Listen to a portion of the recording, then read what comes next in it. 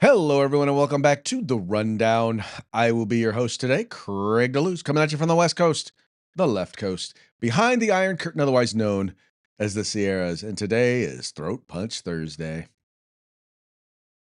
Guess what day it is? Guess what day it is? Who's ready? It's Throw Punch Thursday, bitch.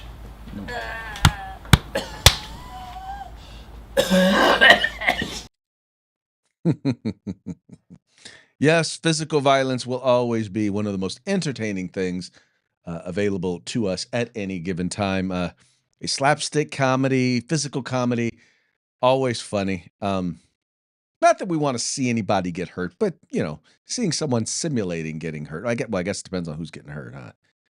Anyway, we're having a good time here today. Want to apologize for no show yesterday. Unfortunately, I got a last minute call from a client that's a project that I was working on needed to be done like ASAP, and so wound up working through show prep and show time.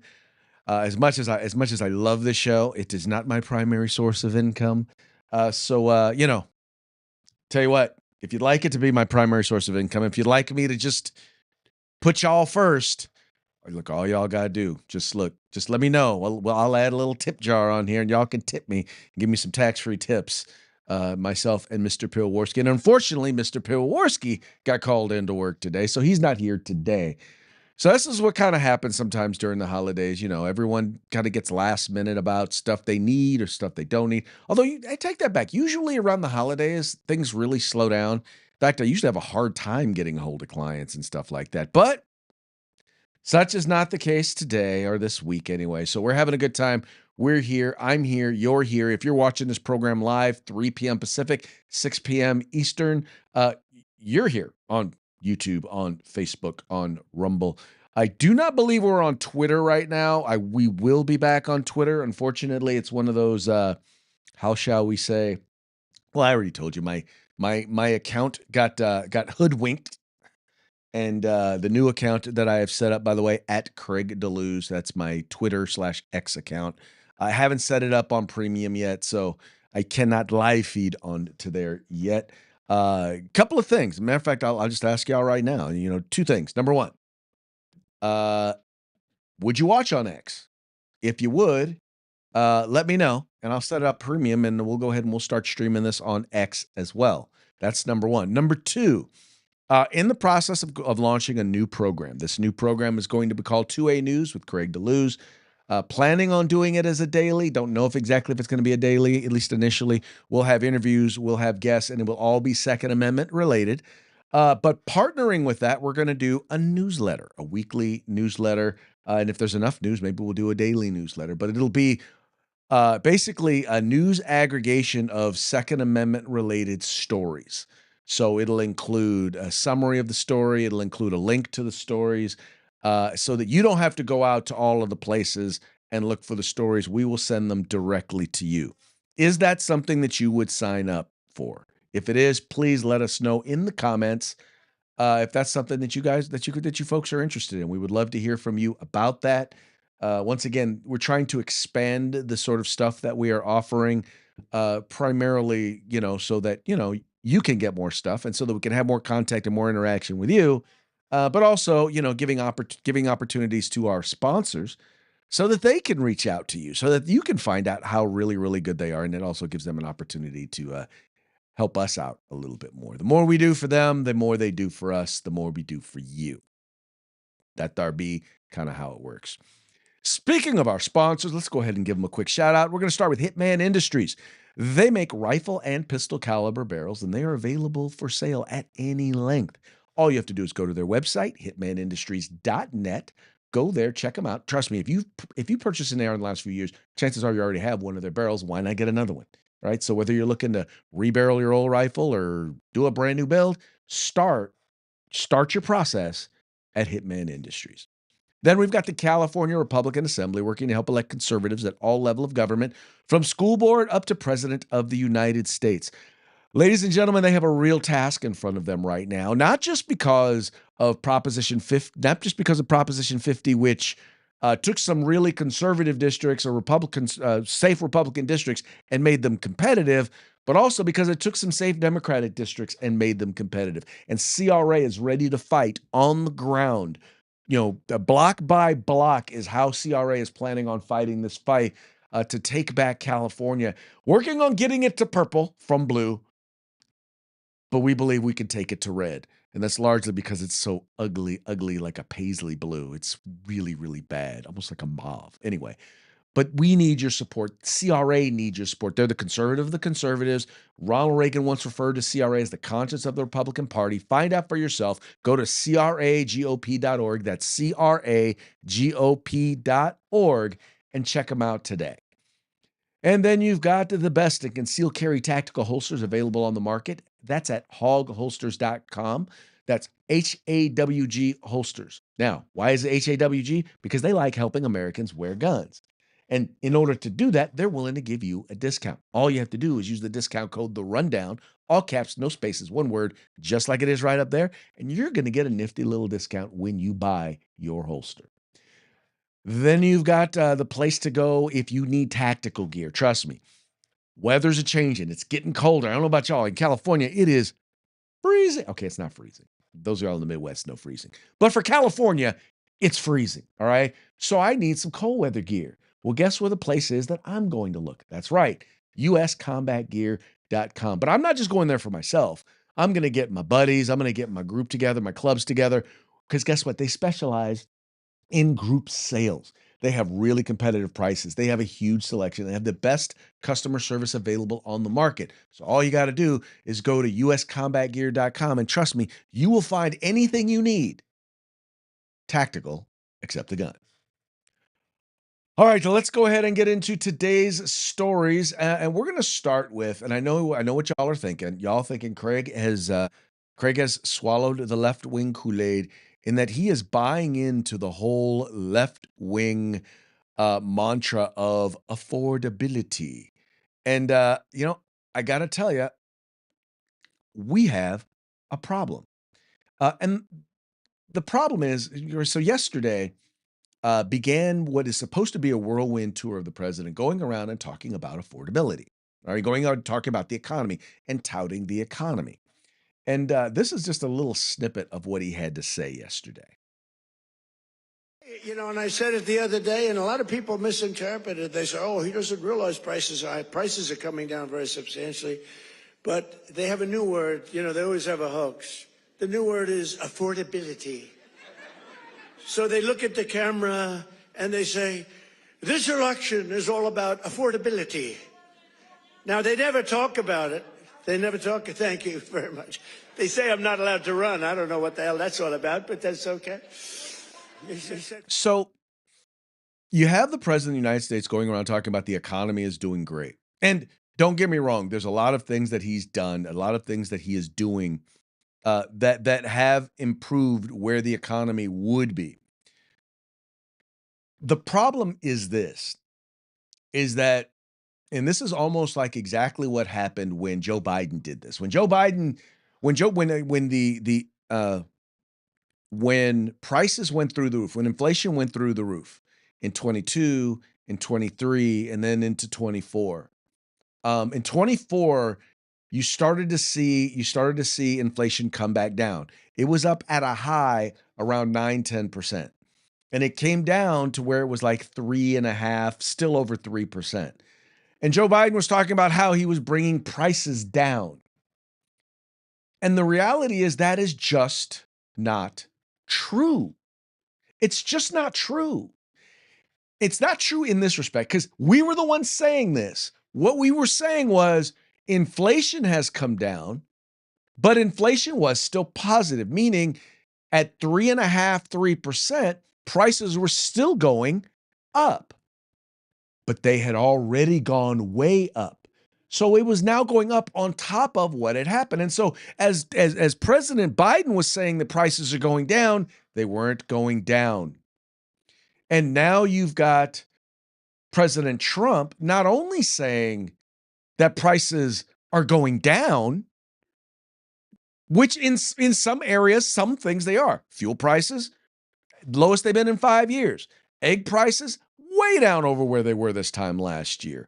In a lot of areas, and in a lot of areas, prices have gone down. But overall, prices are still high. And when I say high, keep in mind, people aren't thinking what prices were last year. They're thinking what were prices when they were lower in their remembering future, which, oh, by the way, happens to be about 4 or 5 years ago. Now, then at the same time, you have the president denying or basically saying, oh, this affordability thing is a hoax. The problem is that kind of contradicts his very own words, well, a year ago.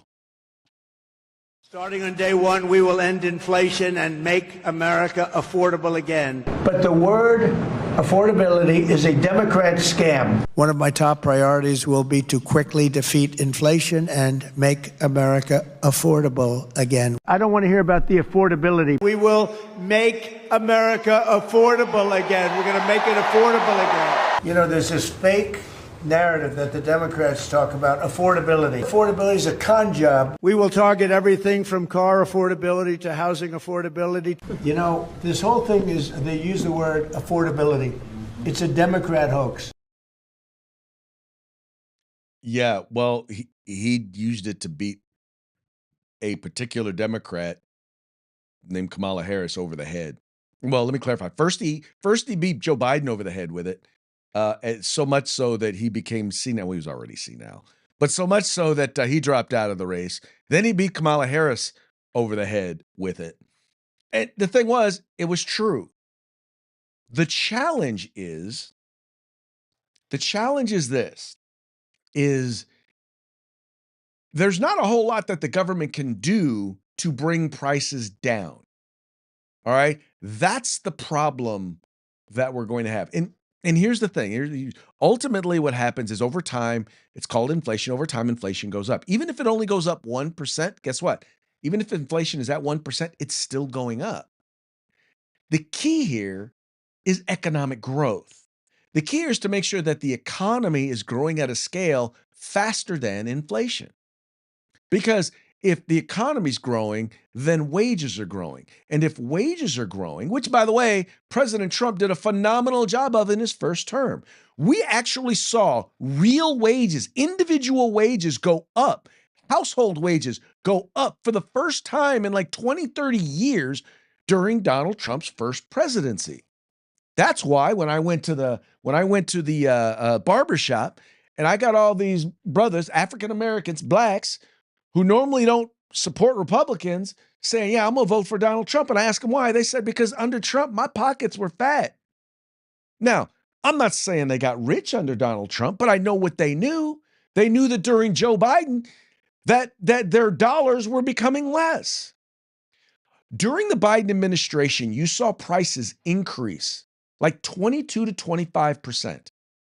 Over the total of his presidency. Overall, that was the compound impact of inflation. That meant that if you had $100, it was worth less than 80. Right? If you had $100,000 in your retirement account, it was now worth somewhere between $75,000 and $80,000. Because of how you could spend it. The spending value. Right? That's what we're talking about. So, if you want to increase the value, if you want to make life more affordable, you have to do one of two things. You either have to bring prices down, which generally only happens in a recession. Deflation usually only happens in inflation. I'm talking about across the board. I'm not talking about individual prices because, yeah, President Trump's, we got prices coming down. No. And by saying it like that, you have people believe, you're in denial. You have people believing that you are stupid. And that is exactly what people are pointing out. Or you don't have people thinking that you're stupid. You have people thinking that you think they are stupid, right? And once again, the media is playing right into it right here. People aren't dumb. Republicans worry that they're not doing enough on affordability. This is from NBC News. Congressional Republicans are starting to publicly and privately sound the alarm about their party's disjointed strategy to address Americans' affordability concerns, with some growing increasingly frustrated with Donald Trump's sometimes cavalier attitude towards the subject. While Republicans say say the high cost of living is a problem they inherited from Joe Biden, many GOP lawmakers still think their party needs to sharpen its own message and platform ahead of the midterms, or else it will cost them their tenuous majorities in Congress. And here's a particular example, and this is something, and I don't normally listen to a lot of what this particular consultant has to say over there at Fox News, but I think her analysis on this one is spot on, or at the very least, she's telling you exactly where the Democrats are going to go with their messaging. And historically speaking, the midterms are going to go against the president. The question is, how big is that margin going to be? But Dana said, rightly so, that was what my nodding was, that Donald Trump, if he says, I got you, I'm working on it, that people can hear that and that can resonate. But the problem is that it's not one night, it's not 2 nights, it's like 320 nights that he's had to work on it. And he's put into place policies that are making it worse. And last night's rally, I understand it's all going to be chopped up, and that's how people are going to consume it. But it is basically an in-kind contribution to the Democrats. The midterm ads will be full of Donald Trump from last night saying, you can give up pencils. You don't need that many. You don't need $37 for your daughter. 2 or 3 is nice. So we're doing things right. Prices are going down. My favorite word is tariff. I just helped our farmers out because they're starting to do really well. The tariffs are making them rich. There is not a farmer that you could find to do an interview that is saying, I have been made rich because of Donald Trump's tariff policy. And last night, Democrats were also busy in Florida and in Georgia. So there's going to be a new mayor of Miami, Eileen Higgins, a Democrat, hasn't won there in decades. I know, before you say it, Brian, there was an independent who was in there in the early 2000s. Still, Kamala Harris won by 1 point, Miami County. She won by 19 points. We flipped another seat in Georgia. So far in 2025, Dems have flipped 25 GOP-held seats. The GOP have flipped 0. That is the story of what's going on here. So you can say people speak Trump, they love the weave. I get it. I never loved it, but I understand that people like it. What they like more is money in their pockets, and he's not delivering on that. Again. Okay. Yes, he is delivering on that, but he's not messaging on it is the problem. And to a certain degree, he's in denial. So what can the Trump administration do? Well, number one, they need to get off the tariffs. I'm sorry, but tariffs they're not helping. They have helped. The threat of tariffs have helped. It's helped them to renegotiate some deals. But the significantly, a bunch of the tariffs that he tried to implement or that he's implemented aren't even in place anymore, right? But it's the messaging around the tariffs. It's whether or not we're doing the tariffs that's creating a level of uncertainty that's making it tough on many American businesses. You got to stop that. So number one, put the tariffs aside. Just number one. That's step number one. And that is part of the bigger thing, which is continuing to do what he's already been doing, and that is get the government out of the way. Get the government out of the way, meaning deregulation, which he's already doing, lowering taxes, which he's already doing, right? And then pointing to, in the places, for example, where things are still not affordable, where prices are not coming down, where there is not economic growth, which, by the way, he's touting trillions of dollars in investment in the United States, in companies investing in the United States. The problem with that one is it's going to take time. It's going to take time for that money to manifest, for those investments to start to pay off in jobs. And right now, many of those investments are just talk. We won't know till we see the money. We won't know till we see the investment. But that's not enough for Republicans to sit on their laurels. The other thing that we've got to do is we've got to focus and we've got to talk about the places where costs are high and continue to point to why they are high. For example, is housing as expensive in Iowa as it is in New York? Is housing as high in, Idaho as it is in California? I will tell you in both cases, the answer is no. One of the reasons why things are so unaffordable in places like New York, in places like California, in places like Chicago, is because of government market manipulation and overregulation. They've made it so expensive. They've made it expensive through their policies.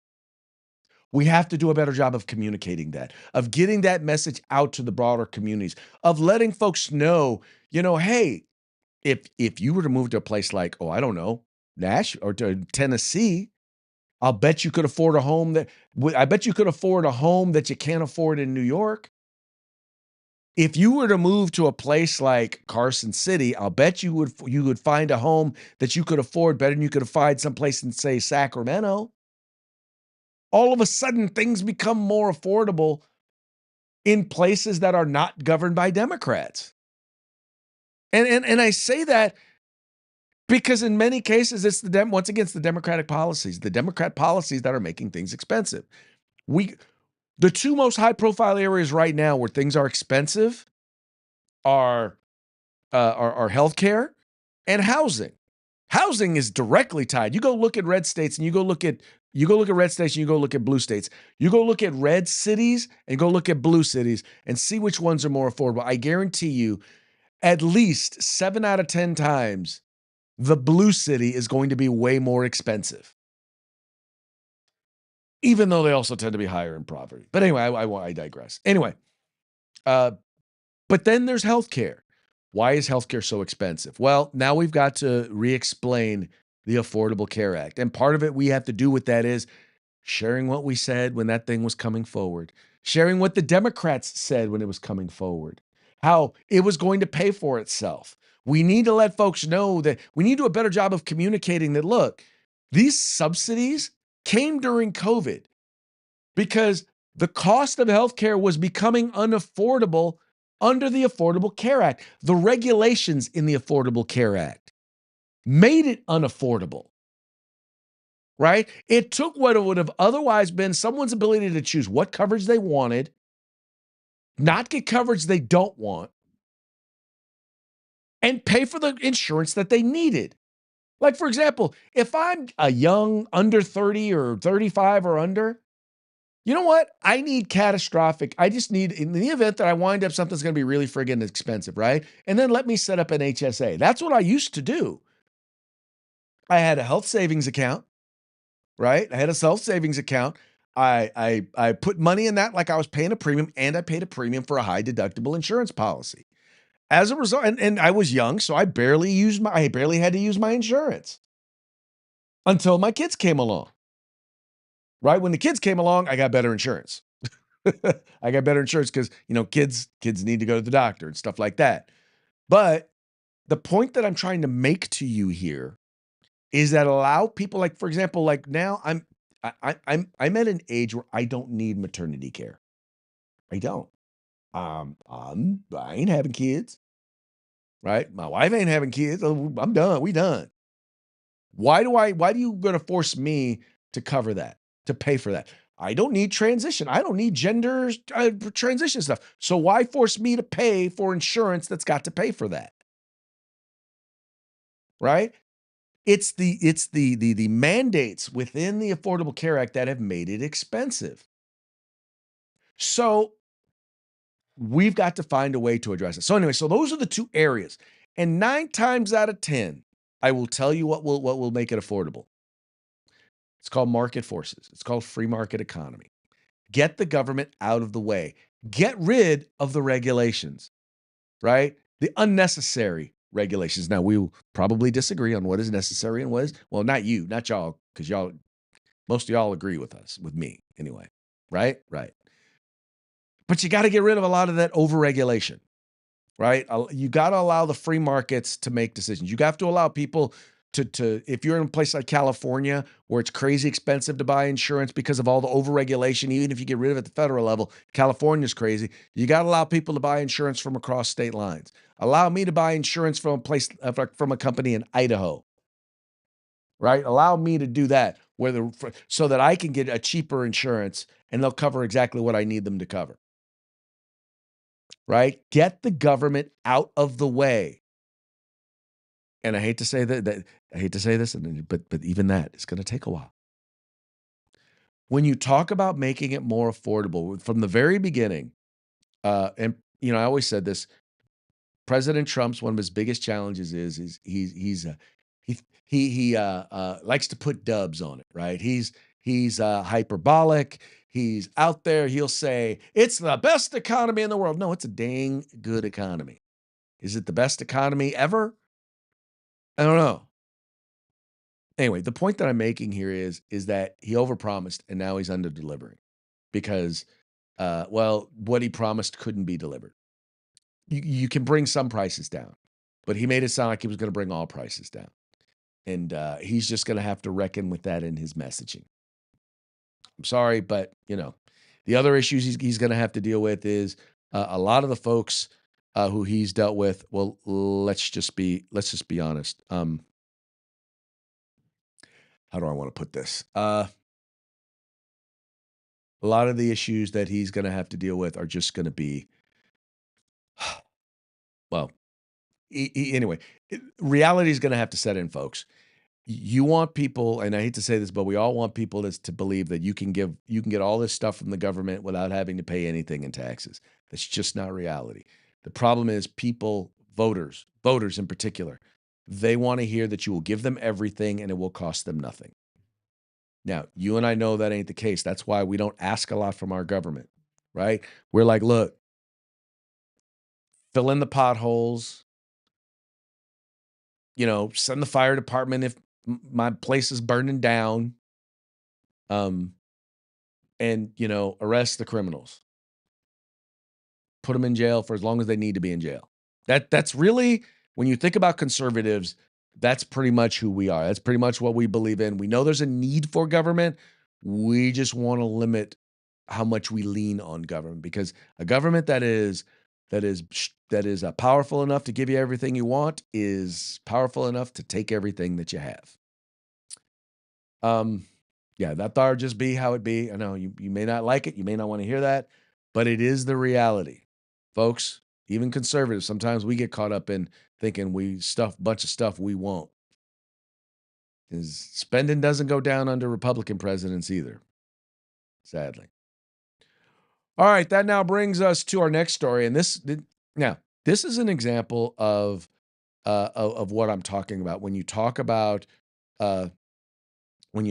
issues. So healthcare is one of the main issues that's out there in front of people, and part of the reason why is because in the United States of America, is it the United States or in California? I don't remember where the guy was talking to folks from California. So it may just be a California number, I'll be honest with you, but something like 70% of people's healthcare, at least in the state of California, maybe in the nation, have some sort of government payment or subsidy. That's huge. Now, it wasn't quite as big. It used to be only people who were veterans, people who were on Medicaid or Medi-Cal, one of the various different programs, Medicaid or Medicare, right? Well, under Obamacare, that expanded dramatically. And expanded dramatically for a couple of reasons. One, they fundamentally added to and changed the requirements for Medicaid, meaning it used to only be for single moms, low-income single moms. And now it's expanded to where just about any moderate income, even a single individual with no kids can now get on it. And by expanding that, then they also expanded who was eligible for Obamacare. Now, the problem with that is that they said, well, it'll pay for itself. In other words, once we get all of these young people on health insurance, it'll work, right? It'll pay for itself. In other words, you have all these young people who are going to be paying for Obamacare, and they're going to be paying for Obamacare even though they're never going to use it, and it'll pay for everybody else. The problem was young people weren't signing up because they'd rather pay the $800 a year penalty because it was cheaper. They were like, I don't need healthcare. They were like, they didn't need healthcare. The $800 a month was a cheaper option. I mean, $800 a year was a much cheaper option for them. Then the Supreme Court basically said, nah, you can't force people. You can't force the individual mandate. You cannot require people to pay for, you cannot penalize them for not getting healthcare. So all of a sudden now, not only were people not signing up, or they were signing up in low numbers, a lot lower than expected, and opting to pay the penalty, but now they didn't even have to pay the penalty. Well, sure enough, costs started to skyrocket, especially as states created programs and states put mandates on there that required insurance companies to cover stuff that they never should have been required to cover, that people don't want, that in the end the customers don't the customers didn't want. Not that there weren't customers who wanted it, but they required every customer, whether they wanted it or not, to pay for it. Because if you require the insurance company to provide it, somebody's got to pay for it. How does the insurance company pay for the coverage? They pay for it with premiums. Who pays the premiums? The customers. And so you saw healthcare go through the roof. The cost of healthcare insurance. Then along comes COVID, and they say, "Oh, gee, things are a little expensive. People are going to have a hard time paying for their insurance." By the way, not mentioning the fact that they were still continuing to go up, even though people knew they were going up. Let's provide a subsidy during COVID. And then on top of that, they put because they couldn't get it as a permanent subsidy increase. Now, by the way, now, mind you, there weren't supposed to be subsidies initially. They added these subsidies in, right? No, I take that back. They had previously put in subsidies. Then they put in, this is another set of government subsidies. So now this is the government paying for healthcare. So now they put it in over, and it's been there for 4 years. And now those subsidies are coming to an end. By the way, when they put it in, Democrats were in control of both houses of Congress, and they had the White House. So they knew. But Democrats couldn't get enough votes. They couldn't get enough of their own Democrats to support the idea of making it permanent. So they put in a sunset. So all that is happening at the end of this year is the healthcare premiums are going to go down to what they would have naturally been had the COVID subsidies not been put in there. The Affordable Care Act would not be affordable. It never was affordable. It's the problem. Even Democrats, NBC News has admitted it. ABC News has admitted it. Democrats have admitted it. Yeah, it never really was affordable. Never really was. And so now the only way in which they have to fix it is to add in subsidies. And well, that's exactly what Senate had an opportunity to vote on, was subsidies. Not just that, but Republicans also put up a plan. So you had Republicans put up a plan to bring down to address healthcare. You had Democrats put up a plan to quote unquote subsidize healthcare in this particular case, and both of them failed. Here being reported by The Guardian, the U.S. Senate on Thursday rejected competing proposals to address the imminent expiration of subsidies for Affordable Care Act health insurance plans, greatly increasing the chances that healthcare costs will soon rise to unaffordable levels for millions of Americans. The votes, part of a deal brokered between Republican Majority Leader John Thune and Democratic senators who agreed to reopen the government after a historically long shutdown last month, came as premium tax credits for an estimated 21.8 million enrollees of the plans are set to expire at the end of the month. Health Policy Research Group, KFF, estimates that annual premiums will more than double if the subsidies are allowed to expire. A Democrat-backed bill to extend them for 3 years failed to clear the Senate's 60-vote threshold to advance, with 51 votes in favor and 48 against. 4 Republicans, Josh Hawley of Missouri, Susan Collins of Maine, Lisa Murkowski, and Dan Sullivan of Alaska, supported it, along with all Democrats. Montana Republican Steve Daines did not vote. A Republican proposal for the government to make payments into health savings accounts for enrollees of Obamacare, as the law is commonly known, in lieu of tax credits, was also voted down. All Republicans except Rand Paul of Kentucky voted in support, and Daines did not vote. Leaders from both parties blasted the other's proposal ahead of the vote, with Thune accusing Democrats of trying to pump money into propping up the Affordable Care Act, which most lawmakers in his party have opposed since its creation in 2010. Now, I need you to know that he is 100% correct. What we're talking about doing is like this. So you say that your car, you say that this is affordable, right? Well, initially it may have started off affordable, but then the prices went up and the price hit a certain point. So let's say let's say it was affordable up to then it hit $1,000, right? And then you're at $1,000, you're like, wow, if it goes $1 more, it's not affordable anymore. Well, then the federal government stepped in and started paying every dollar above above that $1,000. Well, if it wasn't affordable at $1,001 and the cost goes up to $2,000, but the person paying the premium, the consumer, the end user is only paying $1,000, does it mean that that insurance is now affordable? No. It means someone else is paying the bill. The federal government, the taxpayers are paying the bill. The insurance is not affordable. It's not. The Affordable Care Act, not only did it not do anything to decrease the cost of healthcare, it increased the cost of healthcare. That's why Republicans are saying we need to get rid of it. One of the advantages of the health savings accounts, I'll say it again, is this. You get a health savings account with a high deductible, right? So let's say in this particular case, let's say if they're giving $1,500 a year to go towards it, right? They say they're going to give you $1,500.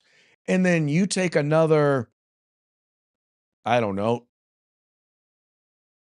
Let's see. Let me think of a number. Let's say you take another $3,000 and add it to it. That gives you $4,500. So then you get a policy with a $4,500 deductible.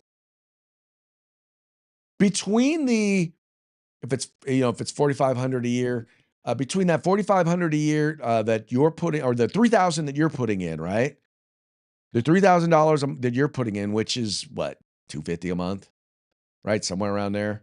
Between that and what you're paying in the insurance premiums, you're paying a fraction of what you would pay for a full coverage policy. You're paying a fraction of it. That's what I used to do. And I rarely ever touched the policy. The money came out of the health savings account. Guess what? The other thing about the health savings account was I was a lot less restrictive with what I could spend it on.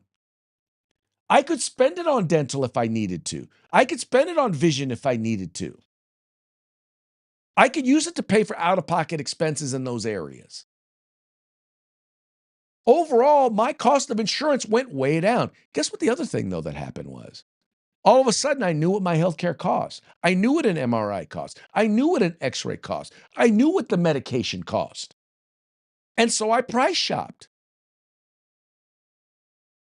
At the same time, I knew I would never have to worry about anything catastrophic, because if I had something catastrophic, then the catastrophic or the high deductible insurance policy kicked in.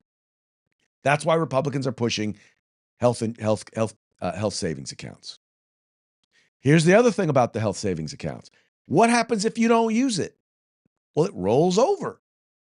So if they give me $1,500 each year, let's say they give me $1,500 each year. If you're on the HSA, $1,500 each year, and I put in $3,000, well, guess how much that means I have. So at the end of a year, there's $4,500. At the end of 2 years, that's $9,500. That's almost $10,000. Now, I can stop putting money in and just kind of feed off that money and just kind of go as I, pay as I go. Or I can get a higher deductible insurance policy and I can pay less on my insurance. See, but that makes too much sense. That makes absolutely too much sense. And the government can't control you if they can't control your healthcare like that. Anyway, but that's why, just so you know, that's why Republicans are pushing the idea of health savings accounts, because it puts you in the driver's seat when it comes to paying for your healthcare. it also allows you to then diversify away the risk and get a policy that is high risk. I mean, that is not high risk, but that's a high deductible, but it allows you to cover the risk during that time. I know that's probably a lot more complicated than a lot of y'all wanted to get into on something like this. But here's the thing, folks. Insurance companies are recording record profits, right? They are seeing record revenues. And the reason why they are is because if you really want to know, all of that excess money, all of those subsidies that they're talking about, all that money is going to the insurance companies. That's not going to the people who are getting the insurance. That's going to the insurance companies. They're the ones that are making out on this. That's the reason why they supported Obamacare, because it didn't affect them in any way except to say you have to provide these other things. And they're like, well, can we charge for it? Well, yeah, you can charge for it.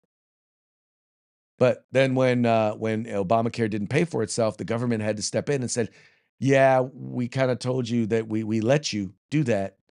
So I guess now we better step in and pretend like it's still affordable. And that's exactly what they did. Wow. Okay, I'm running a little bit over here, but that was one I really felt like I needed to explain. All right, moving right along. 2A group asked DOJ to end right to purchase permits. This has always been one that's stuck in my craw. I know that they have this in places like Chicago. I know New Jersey's horrible with this. It's where you have to apply for a permit in order to be able to purchase a firearm. Well, that makes absolutely no sense. So in other words, you have to apply for a right to be able to exercise. You have to apply for a permit to exercise a constitutional right. Well, the folks over at the Citizens Committee to Keep and Bear Arms, for the right to keep and bear arms, they said absolutely, positively not, and are asking the DOJ to go after these permits. Here, this is a piece that they're reporting on here. It says, likewise, says Gottlieb added, those states which have adopted so-called sensitive that's wrong. It's in a press release. CCRKBA chairman Alan Gottlieb suggested that the new office should turn its attention to those states that require a permit, which often also includes taking a mandatory class and live fire test before purchasing a firearm. Gottlieb argues that that citizens should not be forced to get permission from a government entity in order to exercise a fundamental right protected by both the U.S. Constitution and a vast majority of state constitutions as well. And I think this is something, once again, that I 100% agree with, and this totally fits within the auspices of this group, of the section, the new section, the Second Amendment Civil Rights Protections section. You should not have to apply for a permit to exercise a fundamental right. There's absolutely no reason. I get why they want to do background checks. I don't agree with it, largely because, well, I won't get into universal background checks don't help. But all that having been said, the idea that you have to apply for a permit before you can purchase a firearm, there was an instance in New Jersey where someone had been waiting forever, and they applied for it because they were in danger. They were dealing with an ex-spouse or an ex-boy. I don't remember if it was a spouse or a boyfriend, who they were basically being threatened by. And when they applied for their permit was being denied or being delayed, and they wound up being killed by that boyfriend or that significant other. Because waiting to get their permit to with and address. And then we'll talk about this last issue. I could not believe this when I saw this, because this is so this actually comes out of a report, specifically a story that was specifically done by the folks over at the Washington Free Beacon. And it says here, in wake of Free Beacon report, Trump administration to investigate federal contractors that say they won't hire U.S. citizens. That's right. They contract with the federal government, but say they won't hire U.S. citizens. Several IT firms that appear to bar U.S. citizens from certain jobs also have contracts with the federal government, suggesting that they are discriminating against Americans even as they receive millions in taxpayer largesse. The Trump administration is now investigating those companies, and the General Services Administration told Washington Free Beacon it would, quote, take all necessary steps to ensure accountability and compliance, meaning you're not going to discriminate against Americans. But I'll give you their words. Discriminatory practices in procurement are unacceptable and unlawful, said Josh Gruenbaum, the GSA's Federal Acquisition Service Commissioner. Quote, we will be issuing a full contract review with our agency partners who have active awards with the named contractors as well as others as appropriate. The Free Beacon reported last week that IT staffing firms LanceSoft and TechGens had posted job advertisements, including at USC or that USC or U.S. citizens are not eligible for certain roles. Both companies have contracts with federal agencies, according to the GSA's database, active technology vendors.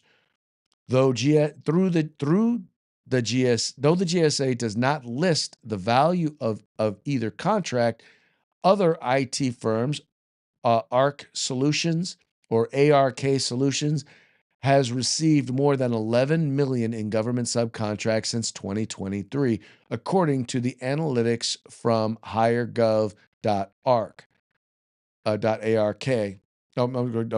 HireGov. ARK Solutions has posted multiple job ads that say no USC, including one for a project for the state of Georgia. Now, keep in mind, some of these companies, one of they're doing is the companies they're hiring, they're applying for H-1B visas, meaning they're trying to bring in foreigners to do these jobs. So in other words, they got the job there. They're applying for they're going to hire a foreigner, and then they're going to bring that foreigner in because they're willing to do the job for less than an American will. Those visas should be denied. Visas for those companies should be denied unless they can show evidence that they have sought American workers and weren't able to find any that could do the work. And they can't because evidently they're not even looking. Yep, they are not even looking. So anyway, that's one to keep an eye on. Encourage y'all, keep an eye on that one. Anyway, should be interesting. All right, that now brings us to our parting shots. Parting shots are brought to you by Hog Holsters. So go to hogholsters.com, use the discount code The Rundown, all caps, no spaces, one word. Get your hog holster today. Before we get into that, I got a couple of comments here from American Crossfire. If something needs a subsidy from the government, obviously it doesn't work. Yes, that is true. The problem is this, is that in some cases there are arguments for temporary subsidies. The problem is that there's no such thing as a temporary subsidy. It eventually becomes permanent. So you can't even really make an argument for temporary subsidies because as soon as they get them, they lose the incentive to actually get off of the subsidy. So there is that.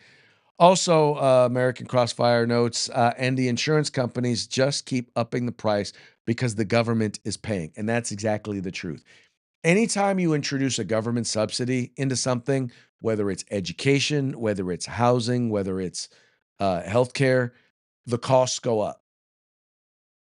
Anytime you do it, the cost always goes up because you have the government basically manipulating markets is what you got there. That is in essence what winds up happening. All right, this next video here I wanted to play for you, and it's well, let's just put it this way. Jasmine Crockett pretty much says it all. And what I liked is basically how I don't like how wrong she is. I just find it interesting how wrong she was in this one. I challenge somebody to go and find a clip of a Democrat invoking violence. Let's extinguish him for good. I will go and take Trump out tonight. We're going to fight it in the courts, and we're going to fight it in the streets. When they go low, we're going to bury them below the Capitol. That's what we're going to do. We take them to the mud and choke them out. You know, there needs to be unrest in the streets for as long as there's unrest in our lives. I just don't even know why there aren't uprisings all over the country, and maybe there will be. We're walking down a damn different path. We're fighting fire with fire, and we're going to punch these sons of bitches in the mouth. By taking behind the gym and beat the hell out of them. Now punch back, kick back, dunk over their heads, and win some fucking power. Fight back, punch back, and make sure that they stay down. And you know what? Kick them when they're down, because they deserve it. I think that you punch. I think you punch. I think you're okay with you okay with punching. We are at war. And that's why the gloves are off, and I say, bring it on. We are not only going to punch you back, but we are going to knock you out. Like we're in a war right now to save this country, and so you have to be willing to do whatever is necessary in order to save the country. Well, I am here to tell you, not only are we going to punch back, but we about to beat you down. And goddamn it, shut down the city! We are at war! When they go low, we kick them. Even in states where Donald Trump won big, that it does you any good running away from Donald Trump. I think you need to go back and punch him in the face. Let's make sure we show up wherever we have to show up. And if you see anybody from that cabinet in a restaurant, in a department store, at a gasoline station, you get out and you create a crowd. And you push back on them. And you tell them they're not welcome anymore, anywhere. Yeah. That sounds like incitement of violence. And by the way, keep in mind that since this times you've seen shootings at ICE facilities. You've seen, I mean, by the way, this isn't even the worst of it.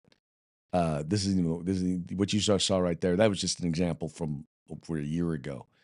Anyway, you've seen attacks on law enforcement. You've seen ambush attacks on law enforcement. You've seen 2 attempts on the president's life, and you've seen the death of Charlie Kirk. And you still, with that, you still had Jasmine Crockett is so ignorant. I'm sorry, but she is dumber than her wig. I saw somebody post that the other day.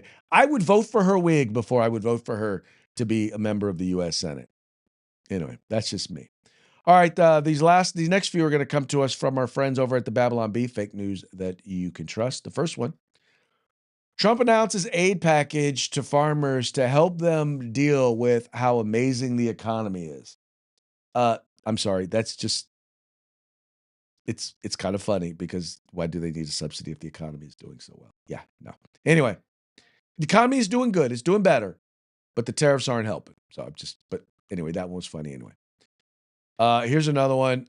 This one is interesting because, well, you know, in Venezuela, they ain't got much to eat. So U.S. military persuades entire Venezuelan army to surrender by offering them food. All right, if there is anybody eating in Venezuela, I'm pretty sure it's the army. Not saying, just saying. It's funny nonetheless. And then finally, Kwanzaa finally revealed to be an elaborate prank on white people. Yeah, as we get rid of DEI, yeah, Kwanzaa. Wow, I am black and I do not celebrate Kwanzaa. I think it is a joke. It is a joke that was invented by a guy who was a convicted felon, a guy who basically went to jail for torturing a woman, right? Burned the inside of her mouth with a curling iron. Yeah, that's what Dr. Karenga did, and that's the founder of Kwanzaa. So. I got no respect. And I've watched, I actually saw the California legislature actually honored that man without saying a word about his past. But anyway, I digress. All right, folks. Well, that now brings us to the end of our program. But before we go, we're going to give one more quick shout out to our sponsors. You've got Hitman Industries rifle and pistol caliber barrels available for you to purchase at hitmanindustries.net. Get the California Republican Assembly, the conscience of the Republican Party at cragop.org.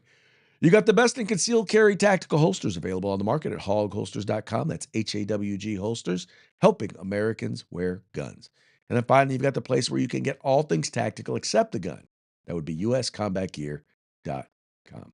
And with that, we will go ahead and call it a day. I will be back tomorrow. I cannot guarantee the mic will be here, but I will be here. And look forward to talking to you on Free for All Friday. Till then, y'all have fun, stay safe, and we will see you mañana.